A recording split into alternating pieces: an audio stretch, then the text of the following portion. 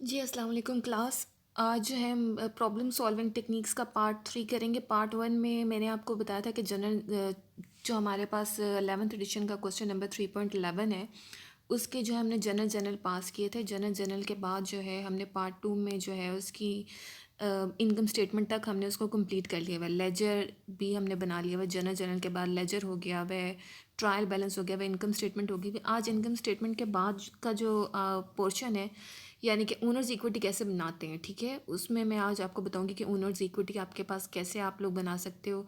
और owners equity जो है आप लोग बनाने के बाद जो है वो आप लोग जो है उसको कैसे क्लोजिंग करते हो। सही है। सो वो ओनर्स इक्विटी के बाद आपको जो है आपको बैलेंस शीट में कैसे उसको लिखना है, मैं वो सारी चीज़ें जो है वो आज आपको एक्सप्लेन करूँगी। ठीक।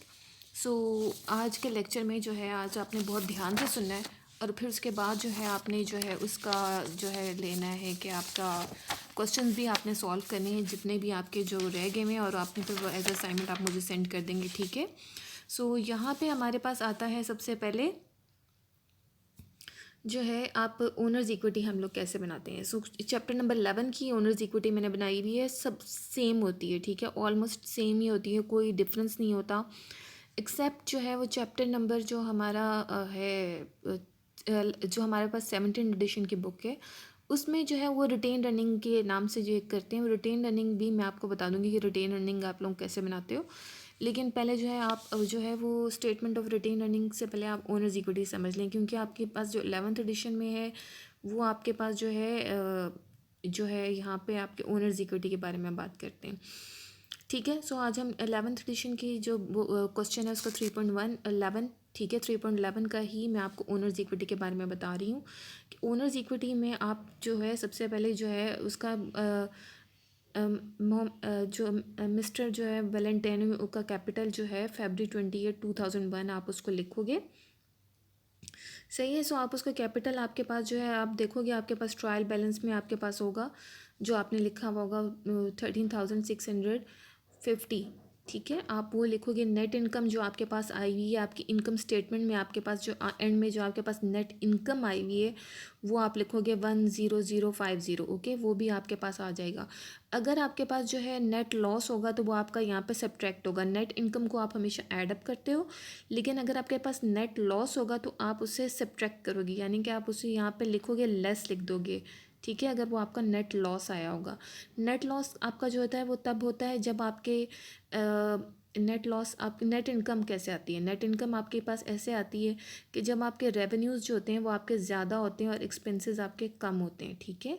लेकिन अगर आपके पास रेवेन्यूज़ जो हैं वो आपके जो हैं वो कम हों और आपके एक्सपेंसेस ज़्यादा हों तो आपके पास जो है वो नेट लॉस आता है, ठीक है। एक्सपेंसेस आपके जो है कम होंगे और आपका रेवेन्यू जो है वो ज़्यादा होगा तो आपके पास नेट इनकम आती है, ठीक है। सो यहाँ पे हम दोनों को ऐड अप करेंगे, यानी कि मिस्टर वेलेंटेनियो के जो हम कैपिटल को ऐड अप करेंगे नेट इनकम को, ठीक है, तो हमारे पास आ जाता है, हमारा सब टोटल आ जाएगा।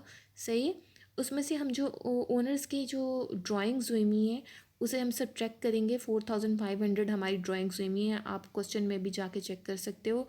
और आपके पास जो ट्रायल बैलेंस जो आपने ट्रायल बैलेंस बनाया हुआ है, ठीक है, वो आपका एडजस्टेड ट्रायल बैलेंस, उसमें भी आपके पास 4500 आपके पास ड्राइंग्स आई हुई होंगी, ठीक है, वो आप उसको देखेंगे। ड्राइंग्स को हमेशा हम सब्ट्रैक्ट करते हैं, ठीक है। जब आप सब्ट्रैक्ट करोगे तो मिस्टर वेलेंटेनियो का कैपिटल आपके पास मार्च 31 2001 आपके पास आ जाएगा ये, ठीक है। अब ये आपका जाएगा आपके पास बैलेंस शीट में, ठीक है, ये बात याद रखिएगा। 14,2200 आपके पास जाएगा बैलेंस शीट में, ठीक है, लायबिलिटीज़ एंड ओनर्स इक्विटी में, ठीक है, याद रखिएगा। 14,000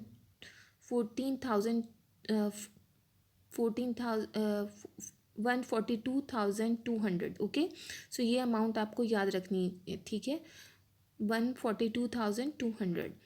अच्छा, यहाँ पे आपके पास बैलेंस शीट है, बैलेंस शीट आपकी वैसे ही बनेगी, लेकिन यहाँ पे आपको नज़र आ रहा होगा कि यहाँ पे मैंने इसको 2 कॉलम्स बनाए हुए हैं, ठीक है। यहाँ पे आप उसको डेबिट क्रेडिट नहीं लिखते हो, ये आपका फर्स्ट कॉलम होता है, ये आपके पास सेकंड कॉलम होता है।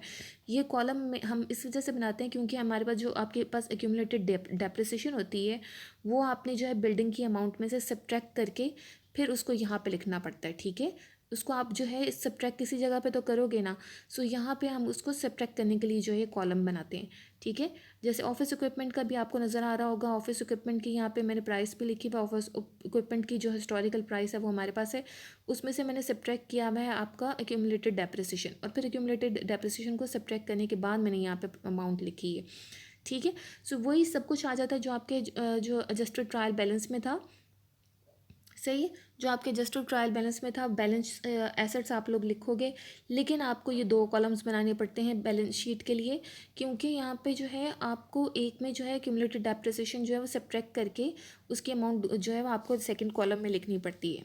ओके, बाकी सारी सेम रहता है। आपके पास टोटल एसेट जो है 156,950 है, ठीक है। और वही आपका जो है टोटल आप देख सकते हो आपके लायबिलिटीज़ एंड ओनर्स इक्विटी का भी है।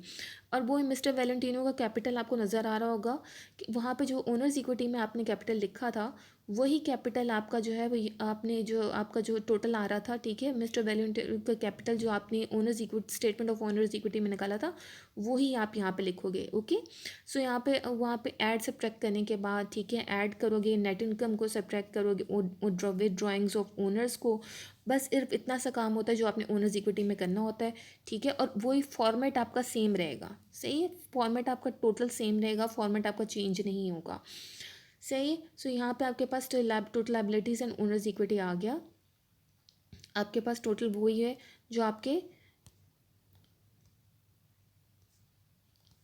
जो आपके पास एसेट्स में है 15,6,950। सो ये चीज़ याद रखिएगा कि आपके बैलेंस शीट आपकी तब जो है ना वो इक्वल होती है जब आपके पास जो है ना फॉर्मूला होता है assets is equals to liabilities plus owners equity, ठीक है। एसेट्स की जितनी भी आपके पास अमाउंट है वो आपके पास इक्वल होनी चाहिए जो आपके पास लायबिलिटीज़ और ओनर्स इक्विटी में है। अगर आपके पास owners liabilities and owners equity 2 है तो आपके पास एसेट्स भी 2 होना चाहिए, ठीक है। सो ये आपके पास जो है ये आपने याद रखना है। सो ये चीज़ें तो सिर्फ कैलकुलेशन वाली हैं, यहाँ पे आपको थोड़ा सा केयरफुल होना पड़ता है। जो एडजस्टेड ट्रायल बैलेंस है उसको ही हमने फर्दर जो है ना मैनेज करके लिखना पड़ता है, ठीक है। आगे आ जाती हैं आपके पास क्लोजिंग एंट्रीज़। क्लोजिंग एंट्रीज़ हम लोग जो है आपके पास जितनी भी यहाँ पे आई हैं जो आपके पास नज़र आ रहा होगा, जो आपके पास जो एडजस्टेड ट्रायल बैलेंस आपने बनाया है उसमें से सिर्फ आपका जो रेवेन्यू और एक्सपेंसेस और ड्राइंग्स वाला जो चीप पोर्शन होता है उसको आपने जो है वो क्लोज़ करना होता है, ठीक है। सो यहाँ पे सिर्फ वो चीज़ें आती हैं, अदरवाइज़ जो है बाकी आपका सारा काम हो चुका होता है, सही। क्योंकि जो इनकम स्टेटमेंट होती है वो हर मंथ की हर साल की आपको अलहदा से बनानी पड़ती है, वो आप अगले साल में जो है वो लेके नहीं जा सकते, तो उसके लिए आपको जो है ना उसको क्लोजिंग करनी होती है, सही है। सो सबसे पहले आपका जो है आ जाता है कमीशन अर्नड। कमीशन अर्नड आपके पास जो है वो 20,000 था, ठीक है। सो हम जो आपके पास कमीशन अर्नड है वो आपके पास क्या होता है, नॉर्मली आपके पास जो है वो क्रेडिट में होता है। अब आप इसको क्या करेंगे, डेबिट में लिख देंगे और इनकम समरी को कर देंगे आप क्रेडिट, ठीक है। सो यहाँ पे जो आपको उल्टा करना पड़ता है, यानी कि जो आपके पास जो डेबिट हो रही है चीज़ हो रही होती है उसको आप क्रेडिट कर देते हो क्लोजिंग करने के लिए, और इनकम समरी आपके पास जो है वो आप क्लोजिंग करने के लिए जो है उसको डेबिट कर दोगे, सही। सो इनकम समरी को जो है मैं आपको जो है ना सिंपल वर्ड्स में ये बता रही हूँ कि इनकम समरी को देखें, या जैसे आपके पास जितने भी एक्सपेंसेस हैं वो आपके डेबिट बैलेंस होता है, सो आप उसको क्या कर रहे हो, क्रेडिट कर दोगे, और आप इनकम समरी को क्या कर रहे हो, डेबिट कर दोगे। ओके, सो ये आप इसके जो है ना एक्सपेंस के अकाउंट को क्लोज कर रहे हो, इस तरीके से आपके पास जो है ना क्लोजिंग होता है, यानी कि आपको उल्टा काम करना पड़ता है क्लोजिंग एंट्रीज में। और इसके अलावा जो आपके पास देखें नेक्स्ट आपके पास आ जाता है ये वाला पोर्शन। नेक्स्ट वाले पोर्शन में आप ड्राइंग्स को क्लोज करते हो।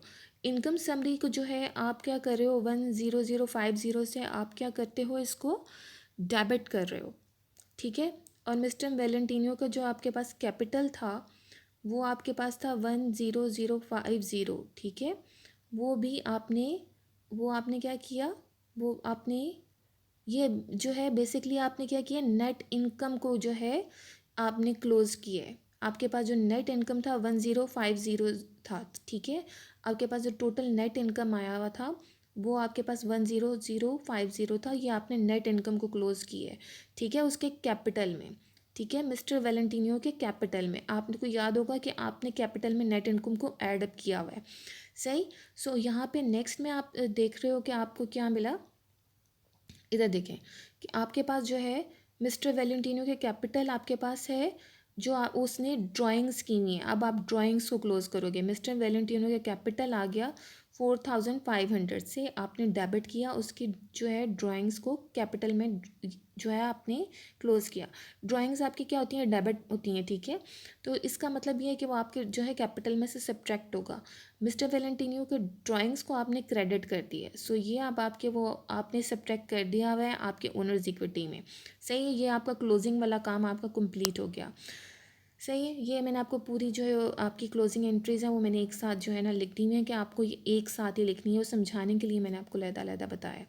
अब आपके आफ्टर क्लोजिंग जो आपका ट्रायल बैलेंस होता है उसमें से जो आपकी ड्राइंग्स होती हैं, आपका रेवेन्यू एक्सपेंसेस, वो आपका सब इसमें से नहीं ख़त्म हो गया है। अब आप यहाँ पर देखेंगे वो सिर्फ आपकी जो है एसेट्स, जो बाकी आपका एडजस्टेड ट्रायल बैलेंस है उसमें से अगर आप निकाल देंगे, अपना रेवेन्यू निकाल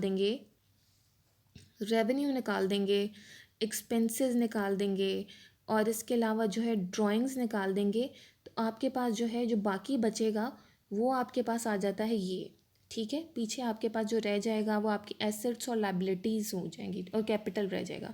ठीक है, सो यहाँ पे आपने बिल्कुल उसको उसी तरीके से रखना है जिस तरीके से वो आपका ये देख लें, एक्यूमुलेटेड डेप्रिसिएशन जो है वो आपके पास जो है सेकंड खाने में आपको नज़र आ रहा होगा यहाँ पे, यानी कि आपके क्रेडिट में नज़र आ रहा होगा। बिल्डिंग आपने उसको सेपरेट नहीं किया हुआ, इसको आपने बैलेंस शीट के साथ जो है ना वो बिल्कुल भी नहीं लेना। ये जो आपका एडजस्टेड ट्रायल बैलेंस होता है उसी को आपने फर्दर जो है ना क्लीन करके जो है रेवेन्यू और एक्सपेंसेस और ड्राइंग्स के बगैर लिखना होता है। सही, सो यहाँ तक आपका जो है ना ये काम है कंप्लीट हो जाता है। ठीक है, सो ये अब आपके लिए रेडी है कि आपके जो नेक्स्ट ईयर के लिए जब आप उसमें या मंथ के लिए आपने बैलेंस शीट वगैरह बनानी होगी तो आपको पता होगा कि आपने फर्दर कैरी किसको करना है। सही, सो यहाँ पे असाइनमेंट के जब तमाम क्वेश्चंस थे जिसको मैंने आपको कहा था जनरल बना लें, लेजर बना लें, ट्रायल बैलेंस और इनकम स्टेटमेंट तक पूरा काम कंप्लीट कर लें। अब आपने फर्दर काम करना है ओनर्स इक्विटी बनानी है, बैलेंस शीट बनानी है, क्लोजिंग एंट्रीज बनानी है, एडजस्टेड ट्रायल बैलेंस बनाना है। ओके, चलें बस ठीक है, आज के लिए जो है ना इतना लेक्चर हमारे लिए बहुत है। और हाँ, कुछ क्वेश्चंस जो है मुझे स्टूडेंट्स ने भेजे हुए हैं कि मैं वो क्वेश्चंस जो है ना सॉल्व करके जो है वो अपलोड कर दूँ।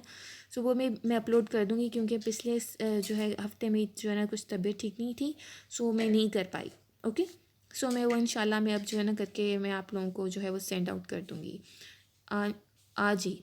ठीक है, सो 3.6 क्वेश्चन जो है मैं वो अभी अपलोड करूँगी, सो वो भी देख लिएगा।